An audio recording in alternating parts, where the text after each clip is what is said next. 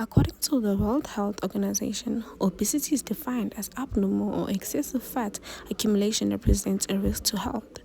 Good morning. The following presentation will discuss and analyze the effects of COVID-19 on obesity and the general health of the population, with references to the factors that influenced this rise in obesity.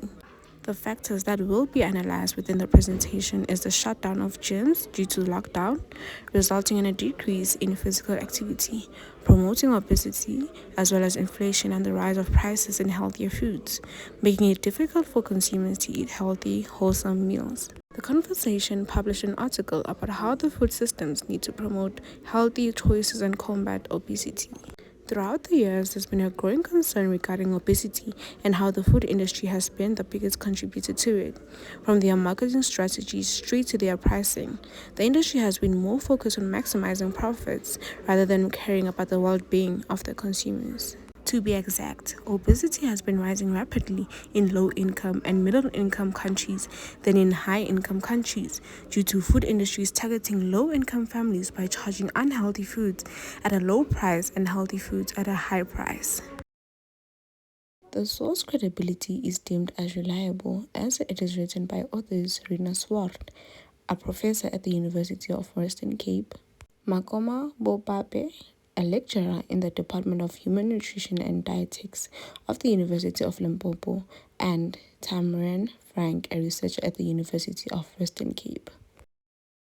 The argument that the author brought up in the article is how COVID-19 has impacted our society regarding obesity and diabetes due to the fact that during the pandemic, people couldn't really go out to local gyms and exercise, and some used eating as a way to deal with their stress and anxiety. Due to the high price of food and food security, people resorted to buying cheaper foods because at the time money was limited and jobs were limited. The only thing that some people could afford was food that were prices at a lower price. The writer suggests new policies that should be implemented regarding the selling and marketing of food to combat obesity. The first strategy is that tax increases on junk food should be implemented, but decrease for healthy foods in order to direct people into the direction of buying healthy foods rather than unhealthy foods. The increase in tax would reduce people spending in junk food, but also disadvantage people who depend and rely on these food because of their low prices due to their income. A second strategy that the writer recommended is that the government make changes to the food labels to warn people about the ingredients used and whether the product is good for their health or not.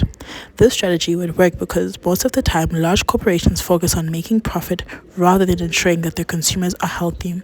So with the implementation of these changes, it would likely benefit the society and the consumer can be aware of what they are consuming.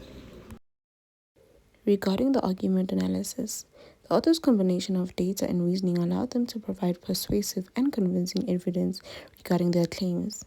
By providing statistics to support their claim and outside sources allows them to give reasoning as to why they made that claim. The first argument in support of the statement was taken from an article from Frontiers. The point made is that the COVID-19 outbreak resulted in a national lockdown, therefore forcing people to stay indoors and isolated, and many places like the gym were temporarily closed down due to a lack of demand for exercise at the time, increasing unhealthy eating options. During this time, individuals with obesity were reported to purchase and eat more snacks than usual during lockdown, as well as experience more anxiety and weight gain. Countries such as Italy experienced a 52.9% increase in consumption in their population, as stated in the article, showing how the increase of time spent sedentary resulted in the increase in consumption without the increase in physical movement, therefore increasing the obesity rate. The second article in support of the statement was taken from Stats SA. It states that another element that increased obesity is the cost of purchasing fresh and healthy foods due to food insecurity and as a result of inflation at the time. Another element that increases obesity is the cost of purchasing fresh and healthy foods due to insecurity as a result of inflation. Inflation increases the price of a basic basket, therefore making it more expensive to buy healthy, wholesome meals. Due to that reason, many resorted to purchasing cheaper convenience foods, which generally contained lower nutritious value. 14.9% of people in South Africa were categorized as food insecure, as stated in the article, meaning that most individuals within the country couldn't afford to feed themselves healthily, which resulted in many being malnourished or obese due to the low prices of convenience foods. In addition, convenience food delivery services like Mr. D Foods and Uber Eats made it easier for individuals to gain quick access to unhealthy food, as with just one press of a button, they had food delivered straight at their door with no hassle, increasing the eating rate, resulting in obesity. In conclusion, it is evident that COVID-19 had a negative impact on our society, whether by causing mental distress or excessive eating.